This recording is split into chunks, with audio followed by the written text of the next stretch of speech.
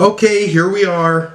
Alright, y'all voted, and you know, the vote came out in such a weird way. Cause like Eartheater, I wasn't getting all these likes on the first thing, right? And then the one person commented, they were like, yo, put Eartheater up on the poll, and also Cemeteries are coming out. I was like, oh my god. How did I not know Cemetery was coming out? I saw the single. I saw the King of the Graveyard single. I did not realize that there was another, like an EP come out. Regardless of that, though, Eartheater ended up winning. But I'm looking at this, and it's won by 3 votes. And I'm just going to go. I said by tomorrow I would choose the winner, but it's 10 o'clock at night on the Monday, and I'm just like, it's going to win now, okay? Whatever. I'm sure maybe at some point the Marjorie album will come back, because it seems, as far as I've seen, the Marjorie fans will be persistent, okay? So you may not get it right away, but I'm sure you'll get it later. Eartheater new album came out last week, or I guess now, or this came out on the 20th, not on the 22nd. I'm aware of Eartheater. I don't know if I've listened to Eartheater before, because I heard about Eartheater from the 2020 album, and I didn't listen to that album, and I don't recall if I listened to any of those singles, though. I do not recall. It's possible I did, but I cannot 100% confirm that I did. Regardless, I'm excited to listen to this and see what the deal is. It's a 9-track album. It's relatively short, so without further ado.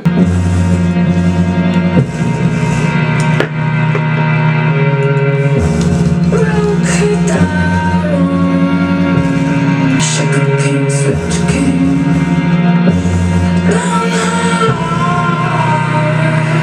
You're right at the gate, okay. It's easier with you.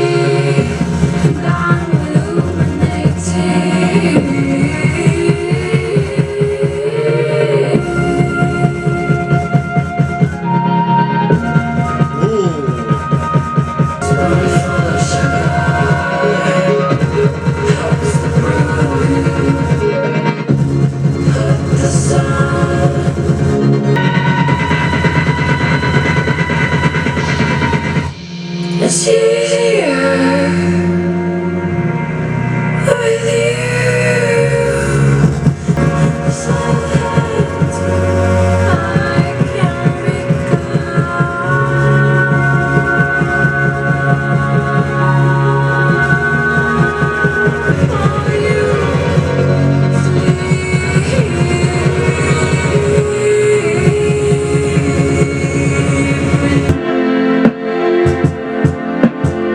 I can hip-hop beat, and the strings come out just for that exit. Okay, first song on here, Sugarcane Switch. I'm definitely messing with this song, to be honest. I'm definitely messing with it. Like, right? Like, this leans into my type of sound, like my type of artist. So, I don't know what that album in 2020 would have been, but, you know, I can't listen to everything at the end of the day. You know what I mean? Like, that's just the vibes, like, but it's like a mix of, like, it's got like that Arca aesthetic, but it's very toned back, ambient, and then maybe some Caroline Polachek-esque vocals in a way. So yeah, like that sort of art pop that excels on the vocals, sells on this like very beautiful, but you know, also eerie, like this eeriness with it. Okay, I mess with that. I don't know what I'm getting with this lyrically. Broke her down, Sugarcane Switch came. Like made her into sugarcane, made this person into sugarcane. It's easier with you, spoonfuls of sugar, to swallow points of you, to help the medicine go down on me, and I'm illuminating. This person is like your sugar, like it's like sweet to you. It's easier with you, helps the brutal view, put the son to bed, he's tired, and I'm awake and inspired. Okay, I don't know what the heck's going on with that. But then going like the moonlight belongs to me, yeah, because like just saying like I awoke when the sun went down. While you sleep in your furious dreams, fire below water makes the steam. What the heck is going on here? It's very weird vocals, for sure. Or very weird lyrics, sorry. Listen to those drones are trip-hoppy, too. That's cool. We are there with us in the shells, into sand yard. Making me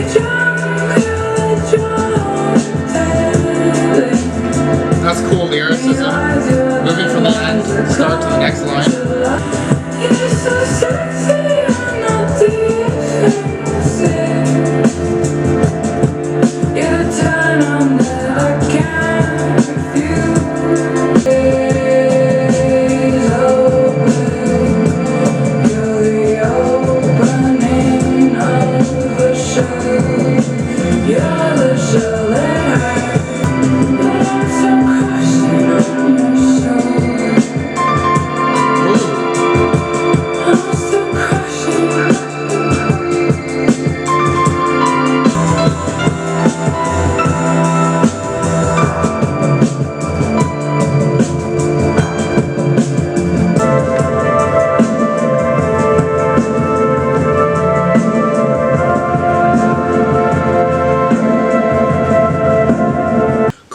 Crushing. Here's the second song on here. Honestly, I'm kind of surprised that y'all wanted me to react to this just so far in this. Like, the mood is very laid back, you know what I mean? Like, it's not going too strong for an emotion, but it's keeping this like consistent instrumental, this consistent backing that you just sit in and you just rock around. You're like, okay. And she's got some sort of like I'd say like a little bit of like a jazzy vocals on here for sure.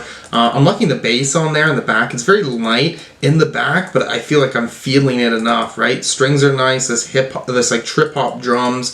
It's nice. It's a nice relaxing vibe here. What am I getting lyrically? Because I kind of liked like how it was doing something like this, right? Like it was repeating things after each line, like. You're the flame melting sand into glass, you're the glass, and so forth. So we'll go into this. You're the wave crushing the shells into sand. Ooh, okay. This person is like a part of this nature, I guess? I don't know. You're the flame melting sand into glass. But this is like the wave crushing shells into sand and flame melting sand into glass. Kind of like violent things in a way, right? But these violent things are doing something that's quite beautiful, I would say. You know what I mean? Like this, okay. You're the glass holding the wine. You're holding something that makes me feel a certain way. You're the wine making me drunk. Okay, now this person is like, isn't just supplying you with the ability to hold that feeling, it's also giving you that feeling. You're the drunk telling me lies. Ooh, so then going into this, like later on, it's like, oh, well, this person's also like, there is this negative element too, right? You're the lies that come to light. You're the light that I turn on. So you turn this person on, but it's also someone that you're turning like on, being able to see the things that are coming to light. Okay, I see all of you see all of me.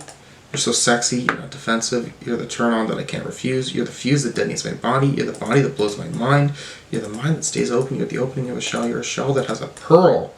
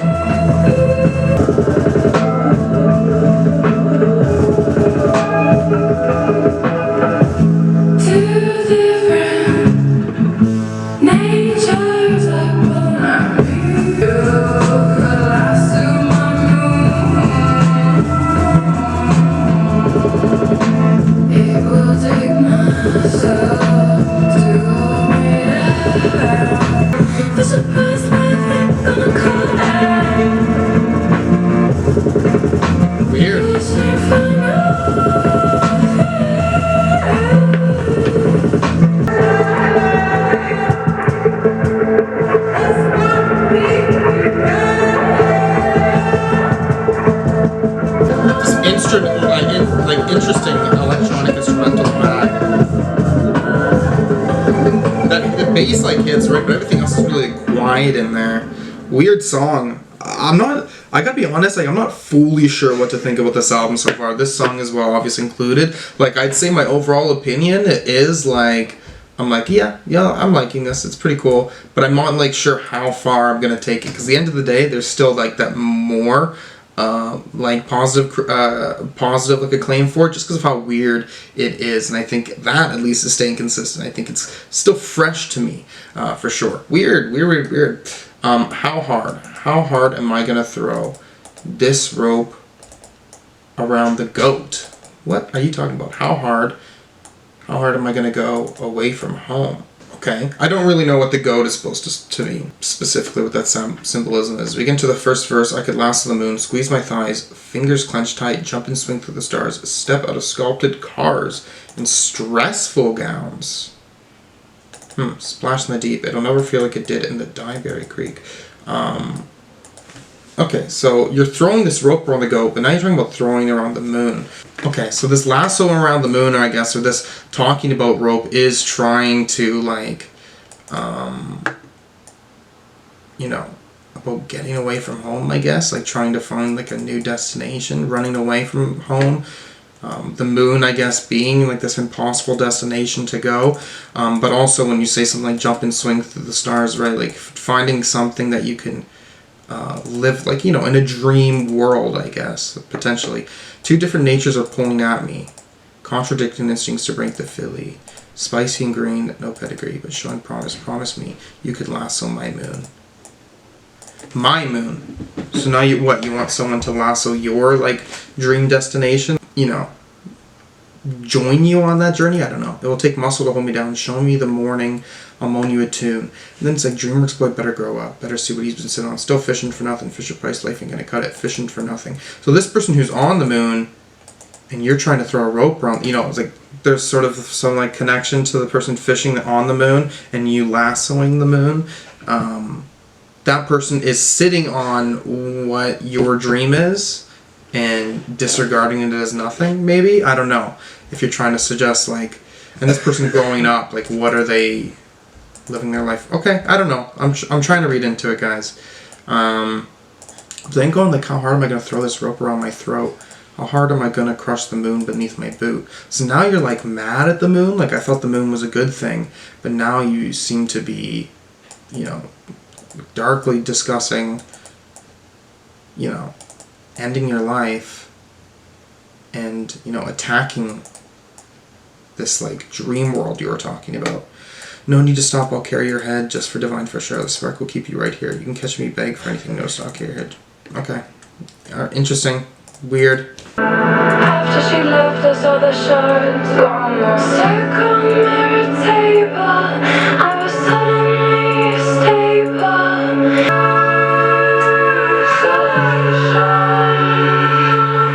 The definitely not me, coming up with reasons to be. Because they don't know how considered me to not see the shards carefully collected and piled. How conceal of me. It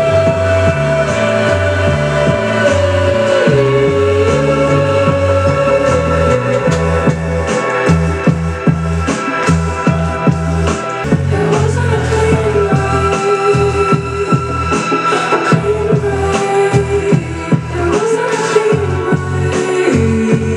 break. Okay, Clean Break. That's like the first song on here, relatively short, like 3 minutes.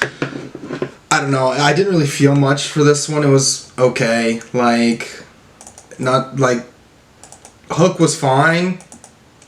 I would say that bass is like, you know, was kind of annoying me. I wanted a little bit more from that. Yeah, I don't know. This one's not really engaging me. A Clean Break. I don't know if this is what specifically this is about. Like a clean break of what? Like maybe something to do with their friends, just because of how the lyrics, the way that they go. Like something to do with editing all night with Mosh Pit at Nina's.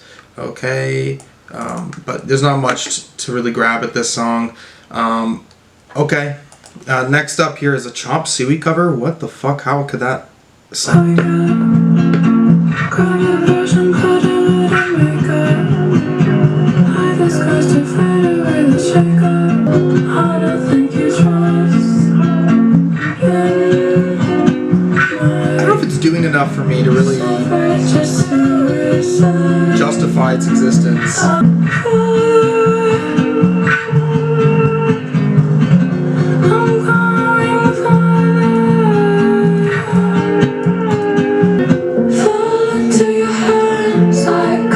Spirit, fall into your hands. Why have you forsaken me?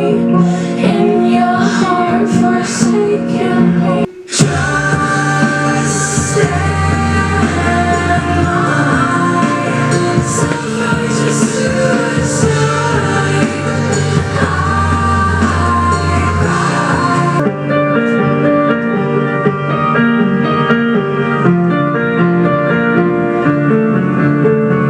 Yeah, I don't know about this Chop Suey cover. To me, I couldn't get into it really. It was too like stripped back, and I'm just not. It didn't work for me.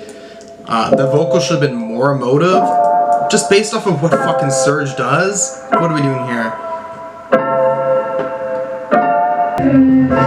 What you gonna do when I come for you? Like you came from me to the street, from tooth to tooth. This is an odd one. Weird hi-hat that hit really on that right channel.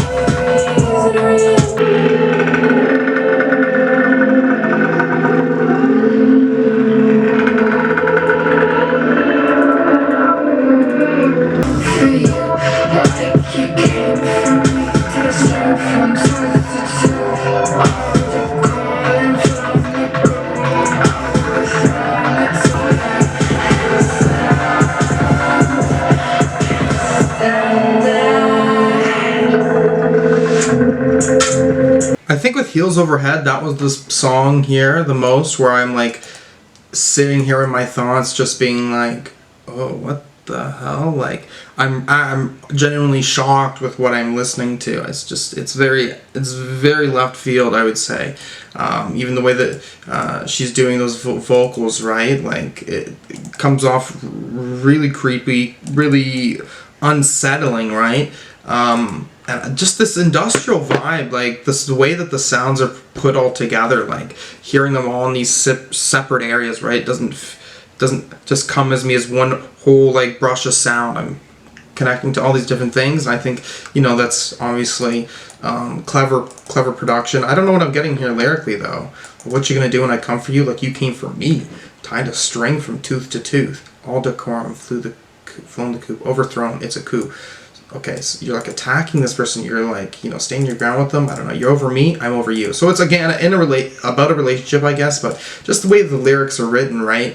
It's puts on a different type of imagery, which obviously, you know, certainly intentional. I can't stand it. Can't stand it. Weak in the knees. Give me a reason to kick the habit. Give me a reason to rip the drip out. Right. Give me a reason to be naked.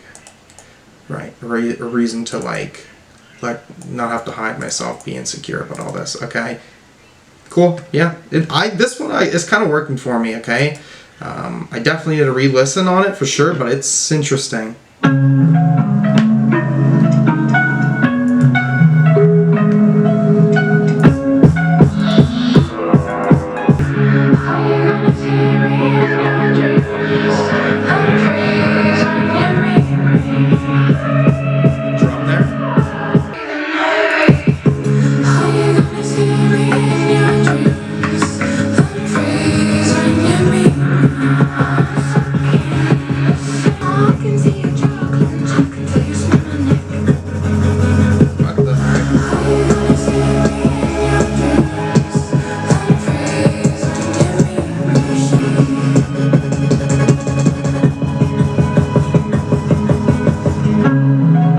That drum is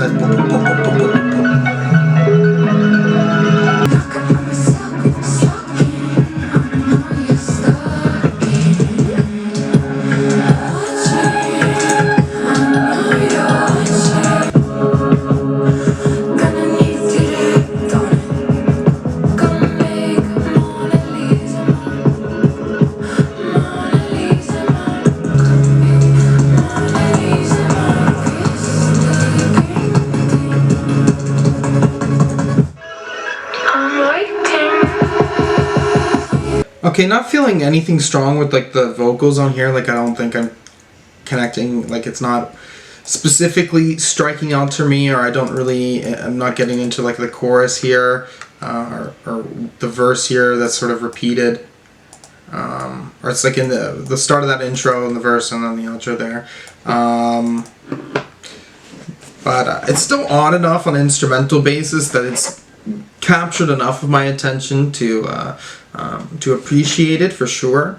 It is weird lyrically too, from what I was grabbing. How you gonna see me in your dreams and freeze when you meet me? So like suggesting that like how are you gonna, you know, have this idea of me that you know love, but then you're not treating me that way.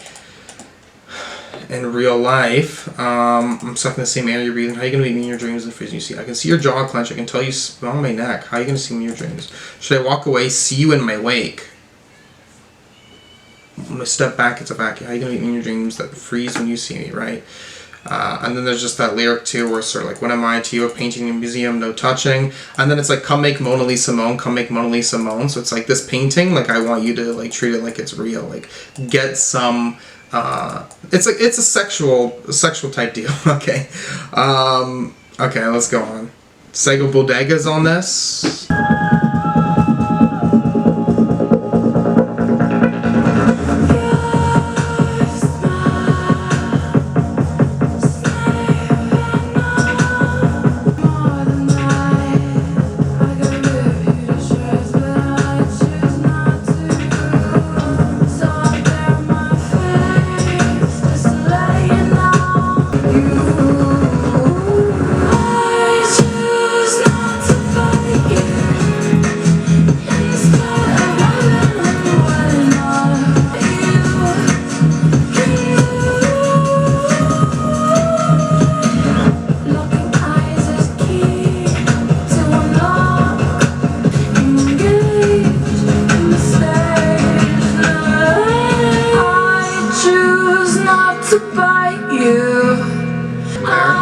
Into the future, show me what you can do.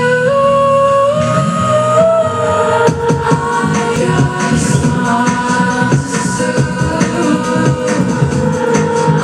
us into the future. Show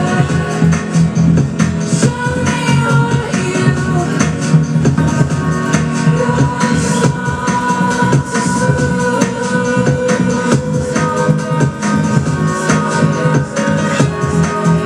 Yeah, I'm not sure what my favorite song on this yet is. I still think the first and the second song definitely were probably my most engaging, but I will give credit to the 8th song because, you know, this definitely feels like it's the pop song on here. It's got like the most satisfying structure.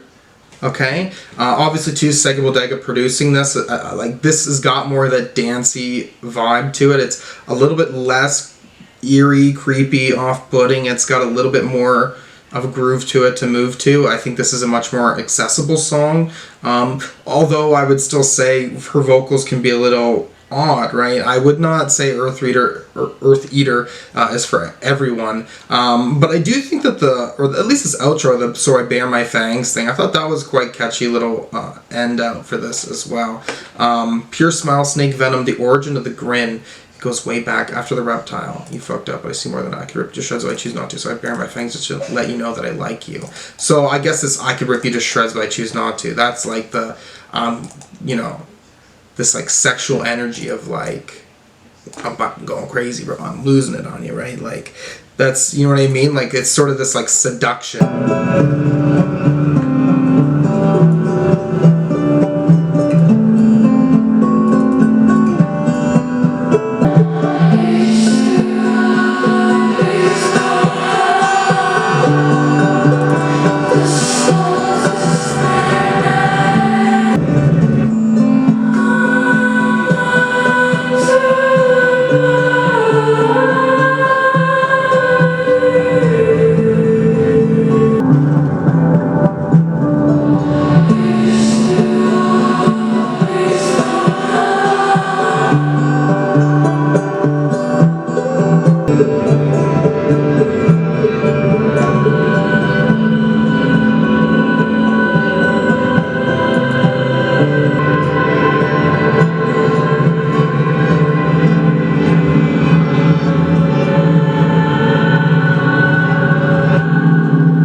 There, okay, Salt to the Earth, H2 Ohm as in home, right?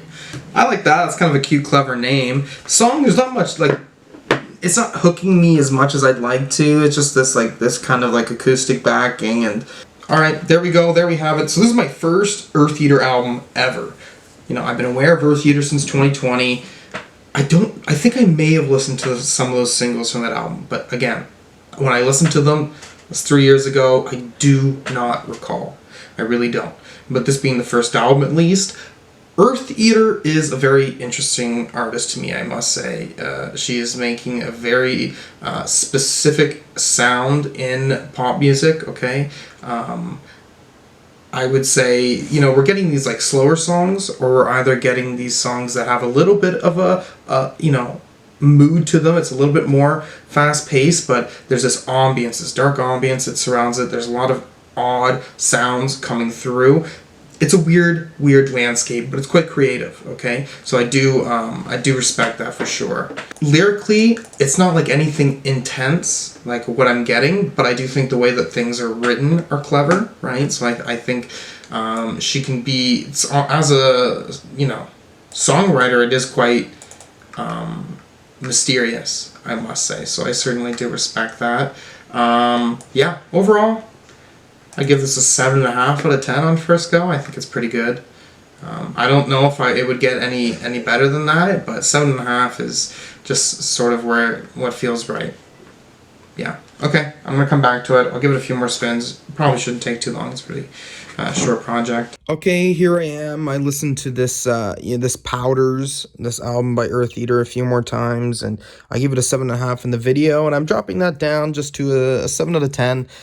I like this. I think it's pretty good. It's not like reaching any peaks for me. I'd say this is overall re-listening to it, a laid back experience. Even if that beat can kind of give me something that's in a very chilled out ambient vibe.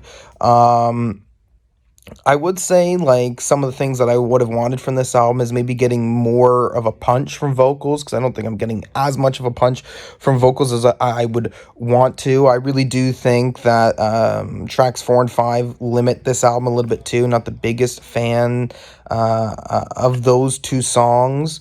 But overall, I do think that this has an artsy sound that I am certainly picking up on. I think it's odd.